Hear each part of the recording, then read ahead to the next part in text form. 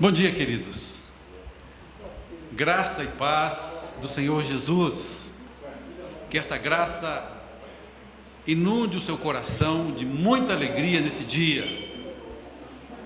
Já tive a oportunidade de conversar há 5 minutos atrás, 10 minutos, com o nosso irmão diácono Paulo. Está se recuperando bem, tem um processo ainda espinhoso pela frente, não é? Fazendo fisioterapia, fonoaudiólogo, para recuperar-se completamente. Falou que já está conseguindo ficar em pé, não é?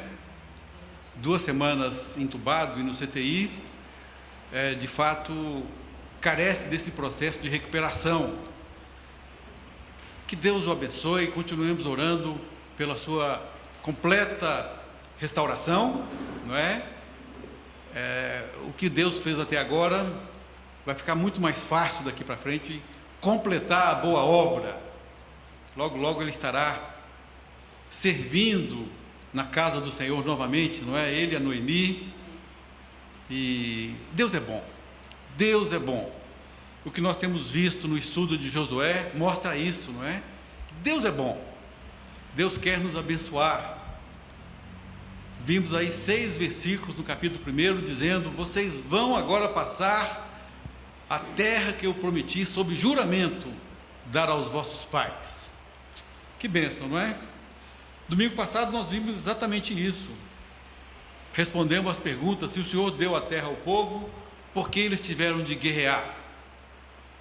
Várias razões nos mostraram isto, que de Deus somos colaboradores, que não há espaço no nosso coração para a vaidade. Tudo vem de Deus, tudo vem dele. Estamos aqui de passagem e o que temos aqui é por empréstimo, não é verdade? Está tudo emprestado, Deus nos emprestou. O Salmo 24 diz que a terra do Senhor é o mundo, e a terra Ele a deu aos filhos dos homens, para que nós cuidássemos dela. Respondemos também, de acordo com Josué 1, de 5 a 9, será que existe uma teologia bíblica da prosperidade? E nós vimos que existe um princípio bíblico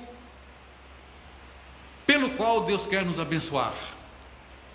Se nós nos dedicarmos à obediência da palavra de Deus e cumprirmos ali esse princípio de nunca cessar de meditar na palavra de Deus, constantemente meditando na palavra de Deus, falando dela dia e noite, Deus fará prosperar o nosso caminho. Há um caminho de prosperidade bíblica, sim, e Deus quer honrar cada um de nós, cumprindo esses preceitos, não é verdade? Nós chegamos até a desafiar a vocês, no sentido de contar quantas promessas estão ali envoltas no princípio e nos mandamentos que Deus deixou para nós, não é? Nós contamos ali 5, 6, 7 promessas e outro tanto de princípios, não é verdade? Nós vamos pensar nisso novamente, mais detalhadamente, daqui a pouquinho. Mas antes de chegar na questão de comparar princípios e promessas, não é? Princípios e promessas, uma outra pergunta foi colocada para vocês, e a pergunta é essa: quais tribos largaram na frente, armados, para a conquista da terra prometida? Que tribos foram essas? Quais são essas tribos? Alguém teve o cuidado de analisar aí os versos 12 até o verso 15? Números 32, não é verdade? Que tribos foram essas? Rubem, Gade e meia tribo de Manassés. Manassés era uma tribo tão grande que metade dela recebeu herança de que lado do Jordão? Do lado de cá do Jordão, não é? Antes de passar o Jordão, Rubens, Gade e meia tribo de Manassés pediram a Moisés herança ali naquela terra bonita de Gileade, terra que tem um bálsamo maravilhoso para a cura das enfermidades, terra onde morava um rei chamado Og, né? O rei de Bazã. Dizem que a cama dele media 4 metros de comprimento, não é? De tão gigante que ele era, 4 metros. Hoje nós temos aí vários tipos de colchão, né? E os maiores são o quê? Os queens e os kings, né? São os maiores. Se o Daniel Marra estivesse aqui, ele falaria para nós sobre esses colchões, né? O Bazã tinha algo, o Og, né, rei de Bazã, tinha algo acima dos colchões kings. Era o king Hiper King, isso, não é? Bem lembrado. Então as 2 tribos e meia pediram a Moisés, e Moisés concedeu herança do lado de cá do Jordão. Por que então eles passaram, já que eles já tinham sua herança, por que eles passaram armados na vanguarda, à frente, né, compondo ali o time da frente, para guerrear naquela terra prometida, sendo que eles já tinham promessa? Não bastava eles falar: Moisés, Josué, eu já tenho herança aqui, ó. Eu não preciso passar o Jordão. Eu tenho herança do lado de cá, terra de Gileade. Mais tarde, lá no Novo Testamento, vamos encontrar uma região chamada Decápolis, na verdade, as 10 cidades, onde morava alguém famoso. Quem se lembra que morava em Decápolis? O Gadareno, na verdade, a região de Gadara, de quem Jesus expulsou uma legião de demônios. Então bastaria dizer: Josué, lembra que nós pedimos herança a Moisés? E já temos agora a nossa herança. Bom, nós vamos ficar aqui, ó. Não preciso passar armado para o outro lado do Jordão, sendo que eu não vou ter herança do lado de lá. O que Josué disse a eles? Deus ficou chateado com eles quando eles pediram, falou: vocês vão desanimar o povo ficando do lado de cá. E eles fizeram então um compromisso, dizer: não, vamos deixar aqui nossas famílias e vamos lá para conquistar a terra. Isso, não é verdade? Josué falou: vocês vão passar armados. E sabe onde? Na frente. Vocês vão à frente, vocês vão correr o maior risco. A guerra tinha os riscos, na verdade. Quem já assistiu o filme de guerra antigo percebe que, especialmente aquele Coração Valente do Mel Gibson e outros filmes de guerra, quem vai à frente, o que acontece? É o primeiro alvo das flechas, né? As flechas miram exatamente ali a vanguarda. Por que então eles largaram na frente, hein? Qual foi a razão que Deus colocou para que essas 2 tribos e meia largassem à frente? Tem um princípio bíblico aqui, não tem? Um princípio extraordinário que nos move a pensar que Deus não foi sem motivo que Deus colocou eles à frente. Olha lá, os Rubenitas, os Gaditas, a meia tribo de Manassés. Que significado espiritual isso tem para nós? Alguém já pensou nisso? Pode falar? Eu pensei agora, primeiro nós somos um povo. Sim. E a gente tem que estar junto em qualquer situação. Então, quando eles já tinham a terra deles e foram na frente, eles motivaram o povo também a ir à frente. Então, cabe a nós também, a gente está numa caminhada, sempre saber que tem uma multidão que fica observando a gente, e sermos assim, motivadores, e sermos testemunhos vivos daquilo que Deus tem feito. Né? Com certeza. Suzana está lembrando aqui que nós somos um corpo. Lá no deserto, quando eles conquistaram aquela região, eles guerrearam.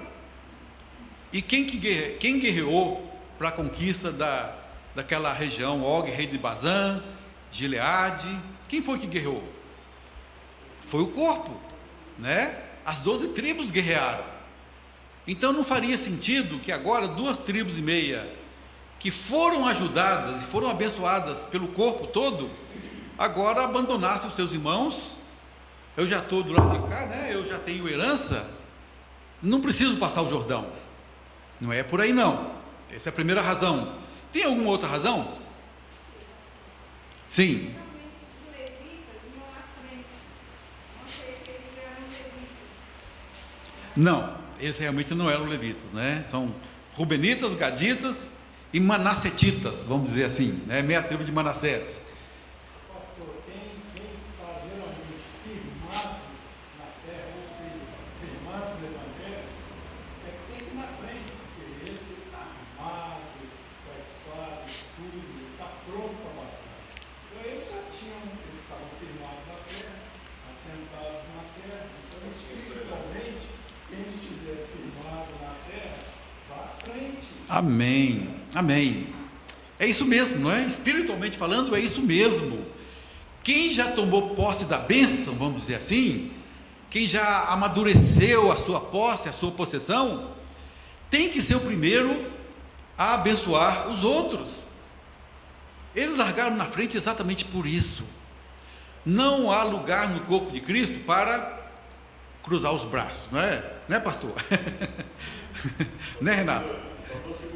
Né, Renato? Porque a palavra de Deus vem mostrar isso, não é?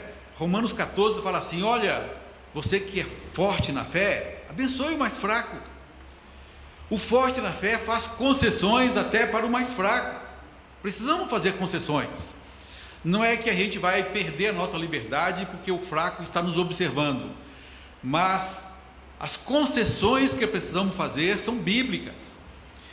O maduro na fé abençoa o mais fraco. É isso mesmo, pastor Zé. É essa grande verdade espiritual que nós temos que contemplar aqui, não é isso? E ainda um terceiro ponto, né? Um terceiro ponto ainda. Eles poderiam pensar assim: por que eu vou lutar e deixar nós vamos deixar as nossas famílias desamparadas? Quem vai guerrear pelas nossas famílias? Será que eles ficaram desamparados? Quanto tempo durou a luta, vocês se lembram? Já analisaram aqui quanto tempo durou a conquista da Terra Prometida? Pelo menos 5 anos. 5 anos. Não é? A gente chama isso de um lustro. Acho que é um lustro, não é? Os 5 anos, acho que é um lustro. Depois eu vou verificar qual o espaço de 5 anos. 5 anos. Como é que nós sabemos disso? Quando Caleb vem falar: Josué, me abençoa, eu estou agora com 85 anos de idade, não é? Tinha eu 40, peregrinamos 40 anos no deserto, e agora eu tenho 85. Moisés, eu pedi a Moisés o monte Hebron, a cidade de Hebron, dá-me agora essa terra. Estou tão forte como eu era quando tinha 40 anos. Então passaram-se 45 anos, 40 de deserto, mais 5 de luta. E as famílias desses maduros na fé, desses que já tinham a sua herança, como é que ficaram? Será que Deus desamparou? De modo algum, não é? Alguns guerreiros ficaram lá, é verdade, mas a maior parte passou à frente do povo de Israel para a conquista da terra prometida. Deus jamais desamparou a família dos seus queridos, não é? Então aí olha só quanto significado espiritual encontramos aqui nesse simples fato de que eles não podiam abandonar os seus irmãos, já tomaram posse da bênção, são os primeiros a passar à frente. Como fortes na fé, abençoamos os mais fracos, não é verdade? E como o corpo todo luta em conjunto para que todos tenham aí também a sua bênção, não é verdade? Amém? Qual foi a resposta deles quando Josué falou assim: olha, vocês que já têm a sua herança, vão passar armados à frente das outras 9 tribos e meia. Qual foi a resposta deles, hein? 16 a 18. Nós prometemos, nós vamos. O que mais? Obediência e tem mais um detalhe. Alguém pode ler? 16 a 18. Além de obedecer, nós vamos cumprir sim. Eles acrescentaram um algo. Então responderam a Josué dizendo: tudo quanto nos ordenaste faremos, e aonde quer que nos enviar, iremos. Como em tudo obedecemos a Moisés, assim obedeceremos a ti. Então somente seja o Senhor teu Deus contigo, como foi com Moisés. Então voltaremos para nossas casas até que os filhos de Israel estejam diante de nós para não isso. Todo homem que se rebelar contra as tuas ordens e não obedecer às tuas palavras, em tudo quanto tu ordenaste, será morto. Então somente ser forte e corajoso. Amém. Olha como que Deus usa tantos fatores para falar o nosso coração, não é verdade? Primeiro falou a Josué, nos versos 5 a 9, ser forte, ser corajoso, não temas, não te espantes. Agora Deus usa 2,5 tribos para falar, para encorajar Josué da mesma maneira como Deus falou ao coração dele. Olha os 17 e 18. Além de obedecer, verso 17, como em tudo obedecemos a Moisés, assim obedeceremos a ti. Tão somente seja o Senhor teu Deus contigo, como foi com Moisés. Deus prometeu isso a Josué: como eu fui com Moisés, serei contigo, não te deixarei, jamais te desampararei. E o verso 18: tão somente ser forte e corajoso. Aquelas 2,5 tribos estavam repetindo o discurso que Deus deu a Josué de encorajamento. Olha como que 2,5 tribos, né, o corpo de Cristo aqui, que é, como a Suzana falou, podem servir de encorajamento tanto para as outras 9,5 tribos, quanto para o líder. Eles vieram falar textualmente as mesmas palavras que Deus havia dito a Josué, as mesmas: como fui com Moisés, serei contigo, não te desampararei, ser forte e corajoso. Ok? Que bênção quando pessoas chegam para a liderança e começam a falar: olha, estou orando por ti, Deus vai te abençoar.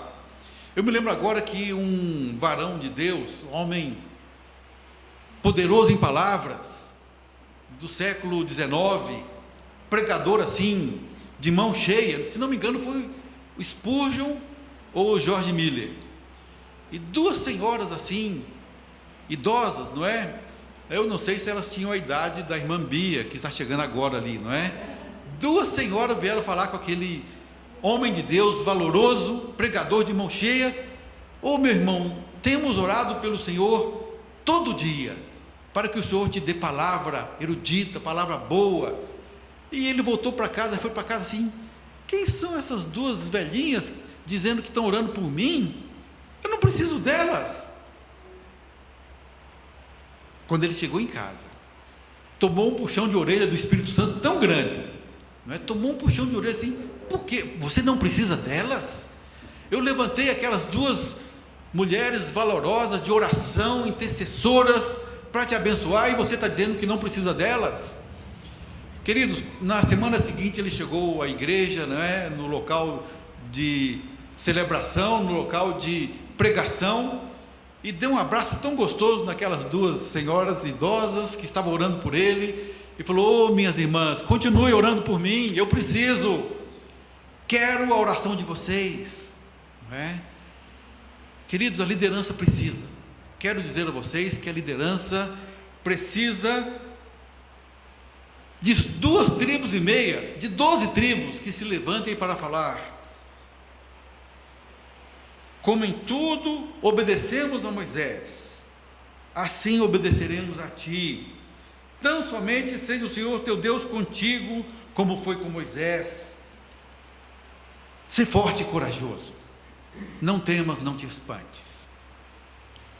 Que a congregação possa se levantar para trazer palavras de encorajamento, palavras de conforto. Há um versículo na palavra de Deus tão maravilhoso, quando Jesus fala assim: Pedro, Pedro, eis que o diabo queria cirandar com você, não é? Requereu para peneirar, o diabo queria te peneirar, queria cirandar com você. E o que Jesus acrescenta? Eu roguei por ti. Olha o carinho de Jesus com Pedro: Pedro, eu roguei por ti, eu intercedi por ti, eu me levantei, fui para o alto do monte, era madrugada, eu orei por você, Pedro. que várias e várias pessoas se levantem na congregação para chegar à liderança da igreja e falar assim: ó, estou orando por você, estou te abençoando, ser forte, ser corajoso, leve avante o projeto de Deus, caminhe um pouco mais, o Senhor é contigo. Amém? Então essa resposta espiritual vamos encontrar aqui, não é, das 2,5 tribos que já haviam pulado na bênção, se dispondo a abençoar o restante do povo e se dispondo a chegar até a liderança para dizer: ser forte, ser corajoso. Ok? E eu queria agora trazer, para completar esse capítulo 1, talvez a lição assim mais profunda, não é? Mais substância, como diz o pastor Jeremias, não é? A lição de maior substância que nós vamos encontrar, Josué 1, 1 e 2, né? O princípio do livro. Alguém pode ler esses 2 versículos para nós? Quem pode ler bem alto aí para nós?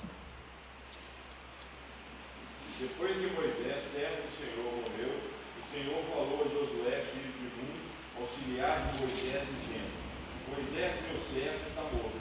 Prepare-se agora e passe esse Jordão, você e todo esse povo, e entre na terra que eu vou te dar aos filhos de Israel. Amém.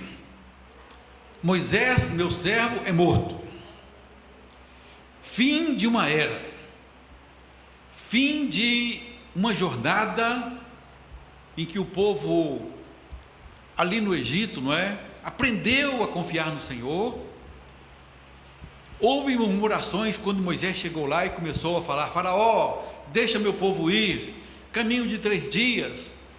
Faraó endureceu o jogo, não servia mais a palha para ser misturada ao barro, e o povo começou a murmurar contra Moisés: Moisés e Arão, o que vocês fizeram?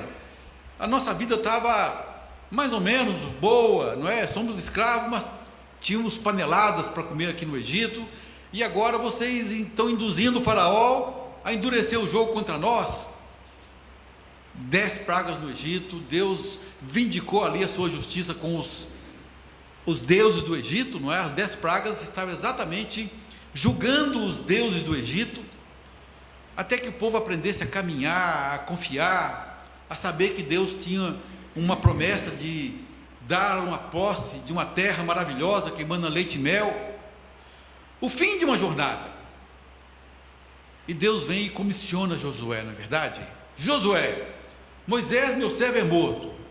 Os verbos ali falou prepara-te, né? Prepara-te. A minha versão fala dispõe-te, dispõe-te.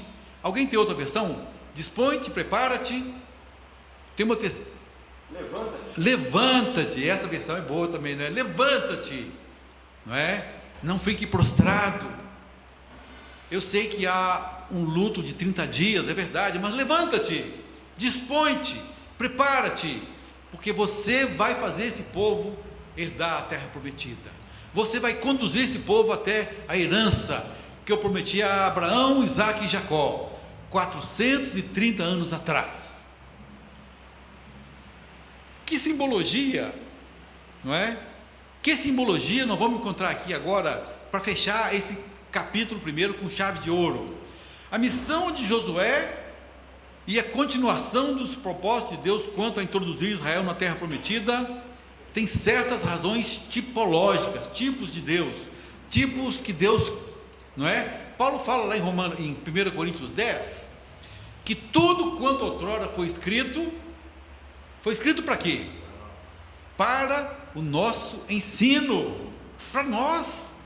Tudo quanto outrora foi escrito para nós. 1 Coríntios 10. Quais são essas razões tipológicas que chegam somente depois do falecimento de Moisés? Por quê, hein? Moisés, meu servo, é morto. Moisés, o fim de uma era, o fim de uma jornada, e agora começa uma nova jornada. Que tipo nós vamos encontrar aqui que o Novo Testamento traz com clareza, com muita iluminação para nós? Quem sabe? Cristo é a igreja, não é? Cristo é a igreja, é verdade. O que mais? Moisés, Cristo e a vinda do Espírito Santo. Cristo e a vinda do Espírito Santo.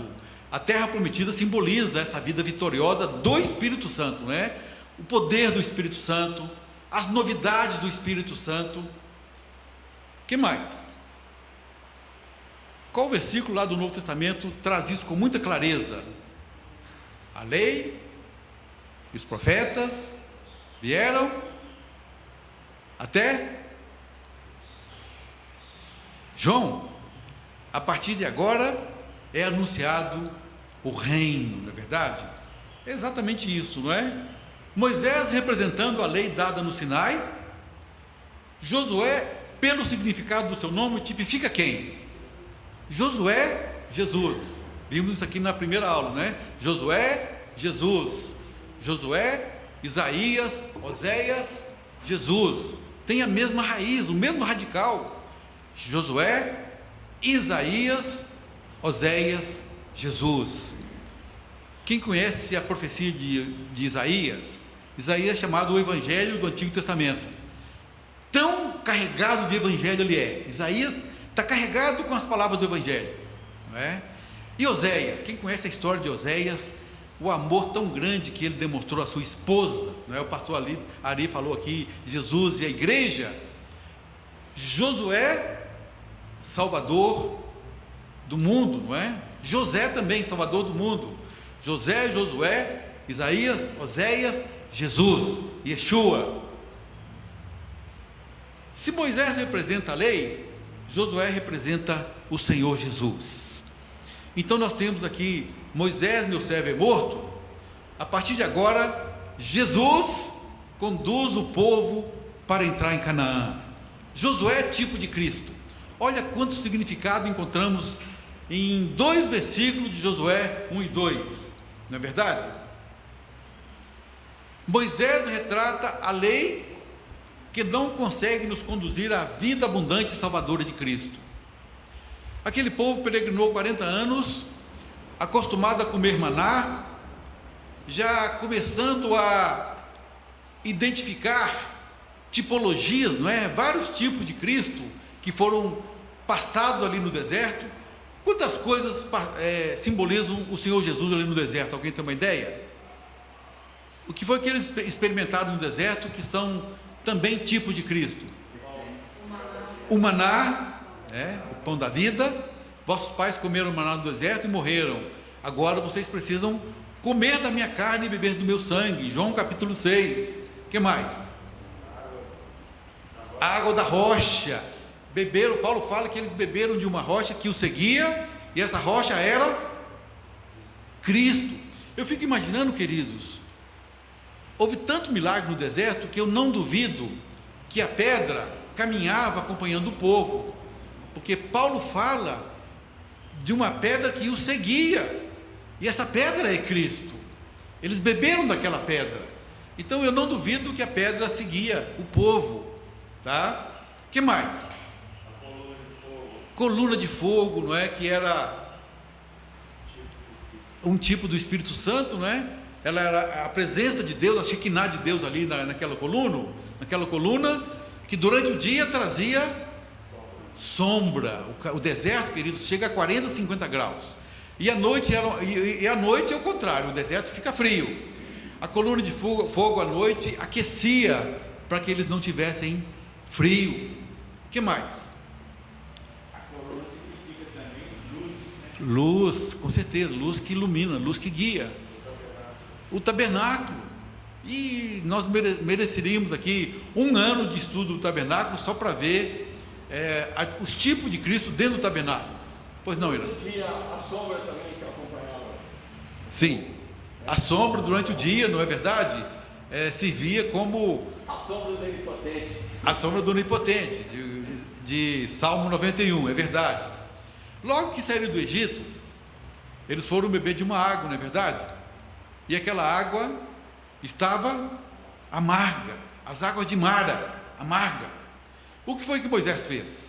Deus deu uma ordem: corta uma árvore, corta um madeiro, lança na água, a água vai ficar boa, não é? Aquele madeiro, queridos, tipifica a cruz do Senhor Jesus, não é? A água que sai de onde? Como é que Ezequiel 47 descreve águas que vêm de onde? Debaixo do santuário. A água saía do santuário. As águas vivas saem da cruz do Calvário, tá certo? As águas saem da cruz do Calvário. E nós temos tanta ilustração, tanto tipo de Cristo. O sacerdócio de Arão. Arão trazia na testa um diadema com qual mensagem? Alguém se lembra? Santidade ao Senhor. Santidade ao Senhor, não é? Por onde ele passava, o povo estava vendo lá, santidade ao Senhor, santidade ao Senhor. Onde ele andava, virava para alguém, aquela pessoa lia, santidade ao Senhor. Quem é sacerdote hoje? Nós. Você tem, algumas pessoas falam assim, ninguém tem estrela na testa, não é verdade?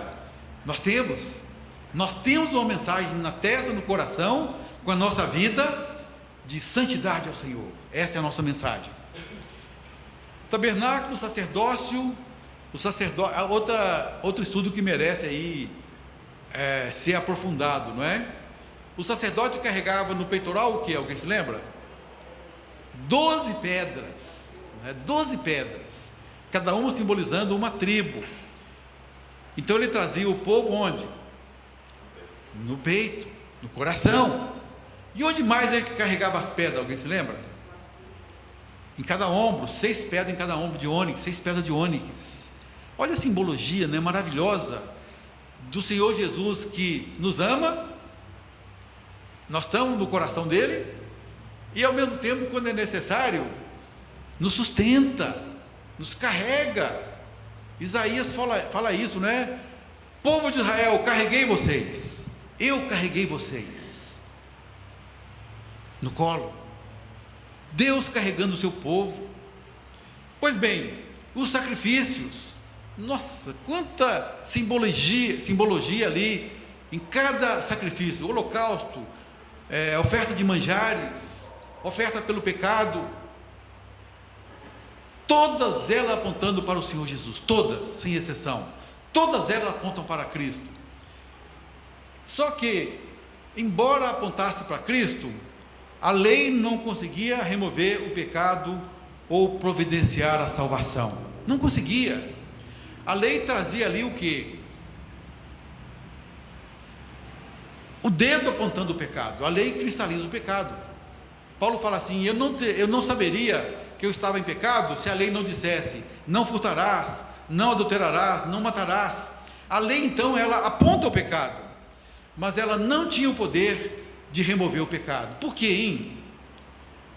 Porque esse poder foi dado depois a partir de Jesus. Quando Jesus veio e cumpriu a lei, ele trouxe também o poder para que nós cumpramos a lei do Senhor Jesus. Você só consegue guardar a lei a partir de Cristo, a partir do Espírito Santo colocado em nosso coração. Então, enquanto o Espírito Santo não foi derramado, enquanto Jesus não venceu e cumpriu todos os requisitos da lei, a lei não conseguia remover pecado. Lá em Gálatas, Paulo fala assim, a lei foi o aio, o tutor que nos conduziu a Cristo. Quando chegou em Cristo, não precisamos do tutor mais. Agora temos alguém poderoso, capaz de colocar nos nossos corações também o mesmo poder que ele venceu o pecado, ele põe também nos nossos corações, para que agora possamos cumprir o não matarás, o não furtarás, o não adulterarás, o honra o teu pai e tua mãe, o não terás outro Deus diante de ti. Ok? Então, Moisés, meu servo, é morto. Simboliza a lei que trouxe o nosso coração aos pés do Senhor Jesus. A partir de agora, Josué, que significa Yahweh é salvação, Yahweh é o nome de Deus, Jeová, Javé, tá? São 4 letrinhas no hebraico, que na nossa tradução muitas vezes vem Yahweh, Yahvé Jeová. Não importa a tradução, tá, queridos? Não importa. Tem pessoas que falam assim: eu não falo Deus, eu falo Yahweh. Mas Deus, que é o grego Theos, né? Theos no grego traduzido para Deus, não precisa se preocupar. Quando você clama pelo Deus de Israel, quando você clama por Jeová, Javé, Yahweh, não precisa se preocupar com nomenclatura, não. O importante é que você traga o seu coração para clamar ao Deus verdadeiro, não é? O Deus verdadeiro. Então Josué significa Yahweh é salvação, tipifica o Senhor Jesus e a sua vida redentora, que não apenas nos proporciona redenção, mas também nos proporciona o poder de que necessitamos a fim de entrarmos na posse das nossas conquistas em Cristo, das nossas possessões no Senhor Jesus. Ok? Olha que tipologia bonita. Quando faltar 5 minutos, você me avisa, tá? Pois bem, Josué 1 e 2, então aponta para essa tipologia. Mateus 11, 13, Lucas 16, 16. Esses dois versículos, queridos, Mateus 11, 13 fala: todos os profetas e a lei profetizaram até João. E Lucas 16, 16, a lei e os profetas vigoraram até João. No original, essa palavra vigorar, alguns manuscritos não trazem o verbo vigorar. Alguns manuscritos dizem assim: a lei e os profetas até João. A partir de agora, desde esse tempo, vem sendo anunciado o evangelho do reino de Deus. Quando a gente fala que Isaías é o evangelho do Antigo Testamento, é porque Isaías 58 fala assim, né? Além de ser todo um evangelho de boas novas, Isaías 58 diz assim: quão formosos são sobre os montes os pés do que anuncia boas novas, de quem anuncia o evangelho. Está lá em Isaías 58. Então, esses dois versículos mostram o cumprimento da tipologia de Josué 1 e 2. Moisés, meu servo, é morto. A partir de agora, dispõe-te, Josué, e faz esse meu povo entrar na terra prometida. Está claro? Ficou clara a tipologia bíblica? E para completar o capítulo 1, eu queria novamente então voltar agora a Josué 1, 5 a 9. Quantos mandamentos e promessas encontramos nesse texto, hein? Vamos ver os mandamentos? Vamos ver? Versículo 5. 6. Mandamento: ser forte e corajoso. É um mandamento? É. Ser forte e ser corajoso. É um mandamento. É um imperativo. Ser. Está no imperativo aqui singular, né? Se fosse plural, seria sede fortes e corajosos. Josué, ser forte. Então, primeiro, o que mais? Tu farás esse povo herdar a terra. É uma ordem. Você, Josué, levanta. Você vai fazer esse povo herdar a terra. 7. O que mais? Então, somente ser forte e muito corajoso. Olha como é que Deus começa a apertar o parafuso para Josué. Josué, você tem que ter força e tem que ter coragem, e muita coragem. Para o quê? Para ter o cuidado de fazer segundo toda a lei que meu servo Moisés te ordenou. É mandamento? Mandamento. Você precisa ter o cuidado de fazer segundo toda a lei que meu servo Moisés te ordenou. O que mais? Dela não te desvies, nem para a direita, nem para a esquerda, para que seja bem sucedido. Mandamento ou promessa? Promessa, né? Essa é promessa. Para que sejas bem sucedido, por onde quer que andares. 8. Mandamento: não cesse de falar desse livro da lei, antes medita nele dia e noite. Mandamento. para que tenhas cuidado de fazer segundo tudo quanto nele está escrito. Mandamento. Você vai cumprir essa lei 100%. Então, farás prosperar o teu caminho e serás bem-sucedido. Promessa. Não te mandei eu? Ser forte e corajoso. Mandamento. Não temas nem te espantes. Mandamento. Porque o Senhor teu Deus é contigo. Promessa. Queridos, perceberam onde eu quero chegar? Esses 5 versículos são assim, repletos de mandamento, promessa. Mandamento, promessa. Princípio, preceito, ordem. Cada mandamento de Deus você vai encontrar paralelamente, não é? Uma promessa. Quem se lembra lá dos 10 mandamentos, o primeiro mandamento com promessa? O primeiro mandamento com promessa, honra teu pai, né? Honra teu pai e tua mãe. Honra teu pai e tua mãe, para que te vás bem na terra que o Senhor teu Deus te dá. Aí Paulo fala, o primeiro mandamento com promessa. Se Paulo fala que é o primeiro mandamento com promessa, implicitamente ele está querendo dizer o quê? Que existem outros mandamentos que também têm promessa, tá? O primeiro foi esse, honra teu pai e tua mãe. Nós tínhamos mudado para Belo Horizonte em 1962, foi quando nós viemos para cá. Morávamos na zona da Mata Mineira. E em 63, minha avó estava passando aqui em Belo Horizonte, não é? Ela morava no interior, vinha para Belo Horizonte, ficava aqui 2, 3 meses, depois voltava lá para a terra dela. Vovó Mariquita, mãe do meu pai.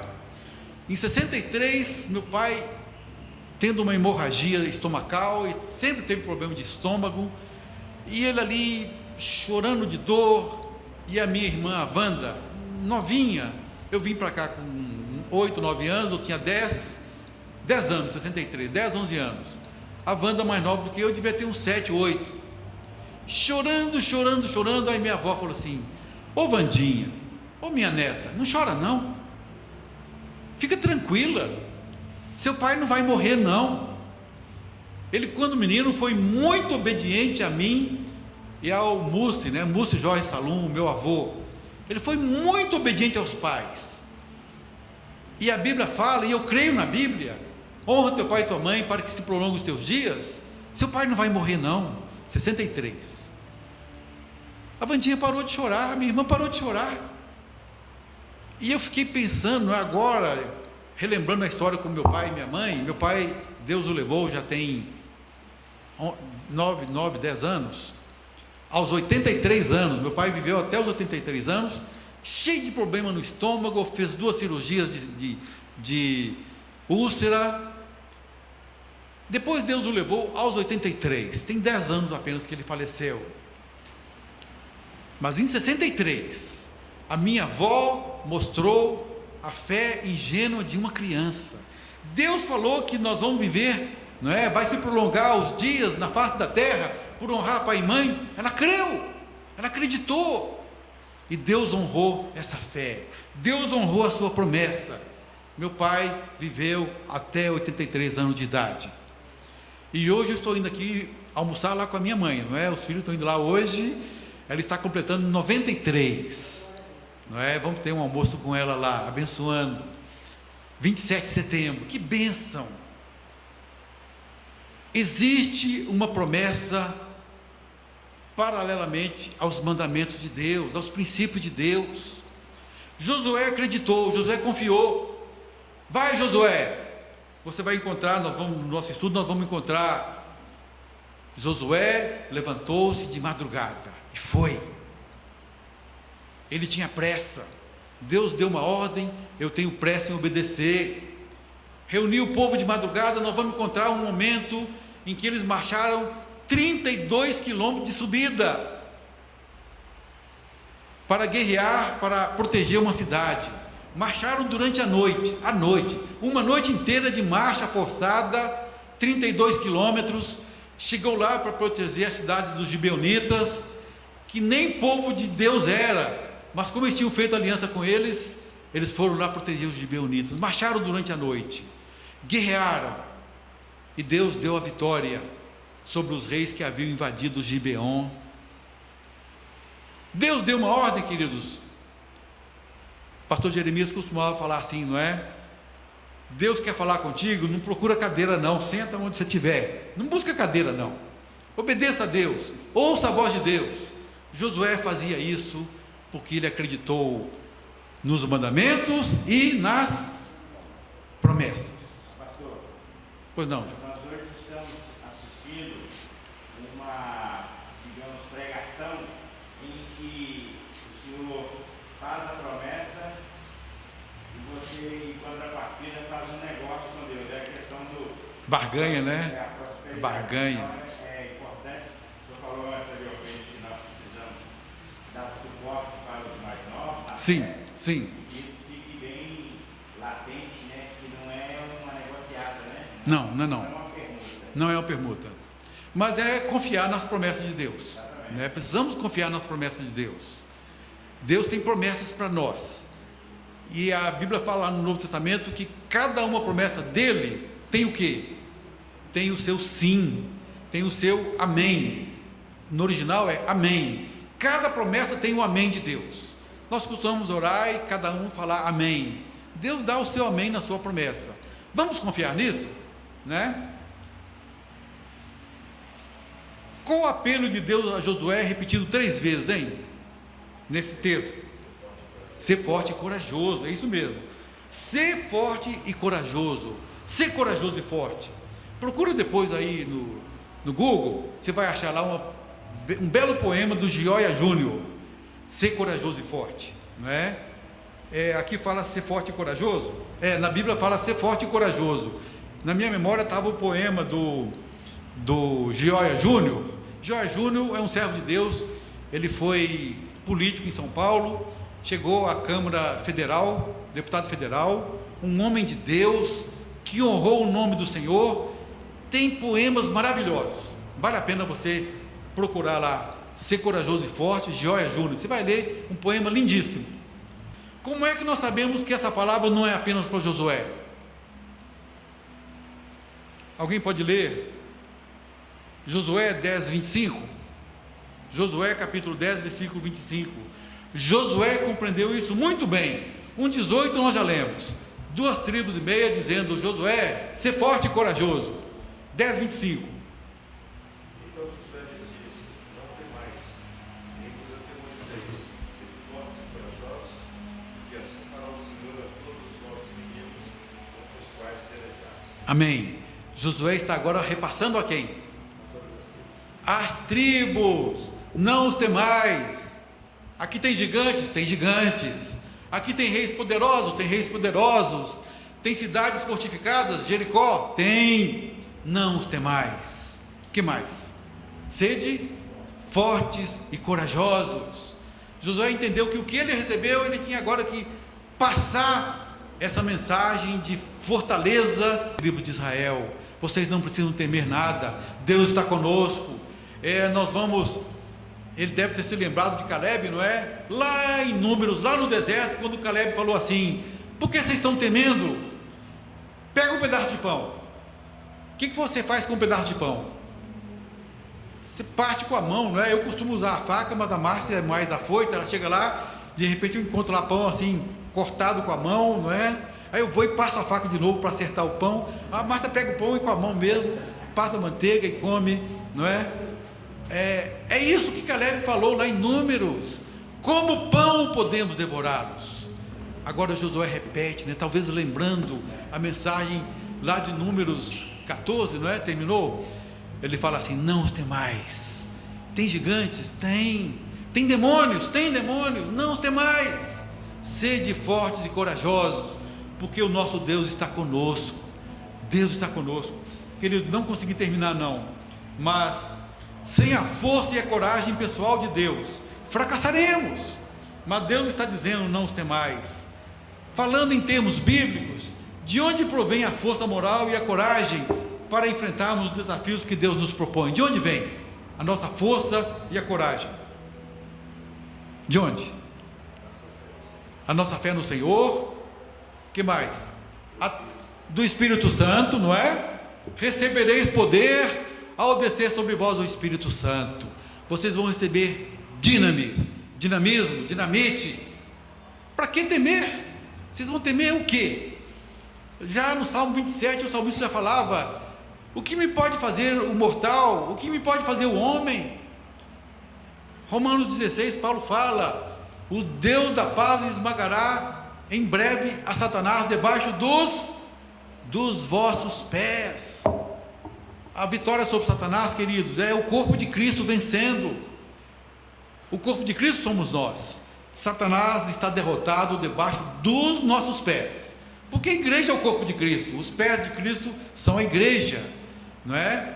Esmagamos a cabeça da serpente. É o cumprimento de Gênesis 3,15, não é? O filho da mulher, o descendente da mulher vai esmagar a cabeça da serpente. É debaixo dos nossos pés. A nossa força moral e coragem provém da fé na sabedoria e provisão de Deus, no fato de estarmos convencidos de que aquilo que fazemos é correto. Como é que eu me convenço que aquilo que eu faço é correto?